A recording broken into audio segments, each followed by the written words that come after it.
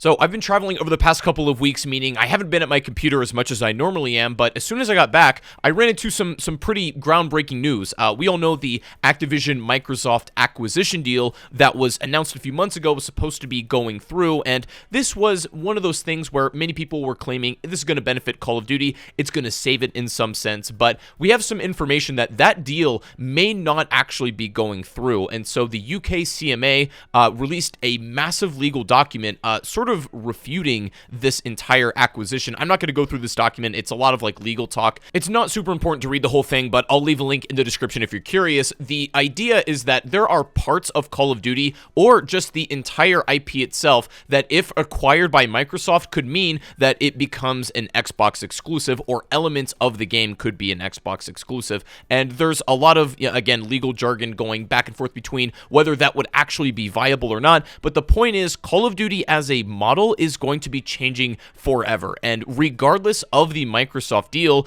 Activision's new plans with how Call of Duty is being handled, and also what we know about COD 2024, the model of like the yearly release of Call of Duty with some support either via DLC or some kind of battle pass, that is slowly but surely going away. But when we put the pieces of the puzzle together, we can take a lot more of a precise view about Call of Duty and how they're going to be handling themselves in the years going forward. So before we do that, I do want to thank today's sponsor. Today's video is sponsored by Black Squad Royal Road. Have you ever wanted to show how truly gamer you are and let the sweat fill literal bathtubs? Well, Black Squad is a free-to-play FPS game on Steam where the only condition to win is your skill and talent. You can enjoy a wide variety of over 85 weapons, 48 maps, and over 10 characters to collect.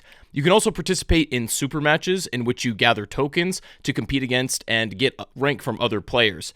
There's always character and weapon tuning systems so you can get the most out of your content. With tons of game modes and experiences to participate in, if you're looking to show off your skill, you can get started for free today by downloading Black Squad Royal Road using the link down in the description, and thank you very much for sponsoring this video. So obviously Sony is not too happy about the prospect of Elements or just literally Call of Duty as an IP going exclusive to Xbox. However, it is stated in that CMA document that even if Call of Duty were to go fundamentally exclusive to Xbox and a lot of gamers would switch consoles or entire platforms specifically to play that content, it wouldn't even really put a dent in Sony's overall player base, as the player base and counts for PlayStation are absurdly higher than they are for Xbox currently. But without getting too caught up in the weeds of legal details between Sony and Microsoft, that isn't really what's super relevant to us. We want to know, like, how is that going to translate to the actual final product of Call of Duty, and how is that going to evolve it? Now, if this Microsoft deal does go through, there is a good chance, because of Activision's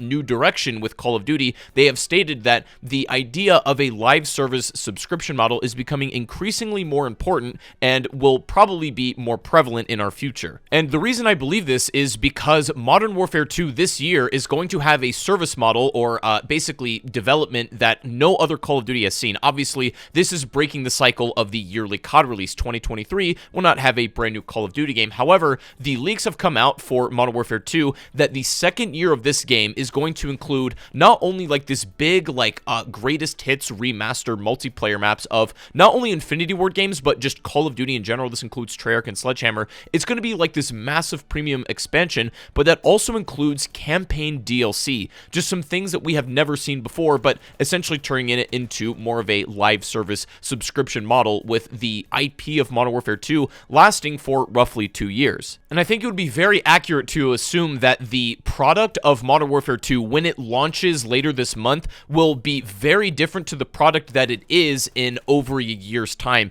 after that premium expansion and all the updates have come and gone. So I do think that this is in some sense a test run for Call of Duty's new release model, because when Call of Duty 2024 comes out from Treyarch, we also have leaks that the budget had already been approved for that game, or that it just got approved like 2 weeks ago, and that Zombies specifically is supposed to have support for at least 2 years. That might include multiplayer, again, could include campaign DLC. They might do the exact same thing they did with Modern Warfare 2, meaning we might cut down Call of Duty to a 2-year development cycle instead of having a release every single year as one product, and making that model more of a subscription service as time goes on. Now, with all that in mind, let's take that back to how Microsoft is handling their Xbox games. Like, primarily, a lot of the incentive right now, if you own an Xbox, is to buy Xbox Game Pass or to have that subscription service. It's actually kind of a decent model for what it is right now. PlayStation doesn't have really anything to that effect, but I'm sure that's going to change in due time.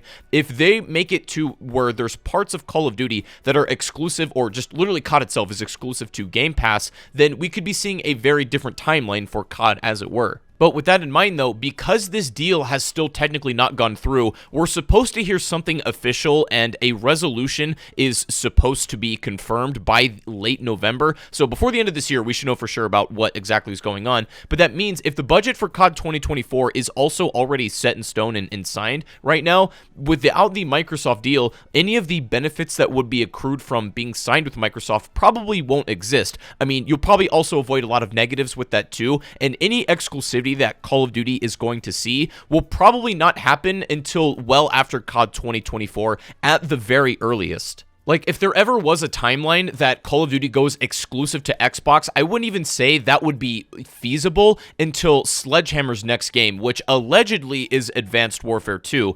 And if COD 2024 is having a 2-year support cycle, we don't know that for sure, but at least Zombies seems to be having that, then we may not see Advanced Warfare 2 until 2026. So we have a long time to wait for these, like, fruits of these labors, of these Microsoft and Activision acquisitions to really have any tangible effect on what we're playing. But what's really important here to discuss is the prospect of the future moving forward and how most of these models are probably going to be just paid subscription services. Like, I can see Call of Duty as an entity in, a few years' time from now being just one package, right? Just one title. You purchase Call of Duty, you're paying for that subscription, you will get, like, all of the future premium content, you're going to get, free updates. It's going to be basically a living, breathing thing, but you buy into the subscription service for that continued support. We're kind of phasing out the days of where you spend a set amount of money for a specific package, and that has both positives and negatives to it. We've already seen that play out with the Warzone model to some degree, right? Like, you basically have Warzone, and that thing has evolved and just changed so much over time where it is hardly recognizable as the original experience that it was. Again, has a positive and a negative. We probably won't have the days where you buy into an experience for a set amount of money, and that experience is relatively static throughout its entire life. I think the only potential downfall of this subscription service model that Call of Duty is leaning into is that they're going to be sacrificing creativity and identity for productivity. So basically, we're going to have more content to play. There are going to be a plethora of experiences to have, but I think Call of Duty's, like, you would know the identity of, again, like an old Infinity Ward game or an old Treyarch game, that package, that experience, that, like, you can pinpoint exactly what that game feels like. I think that's going to start to blend together as the years go on.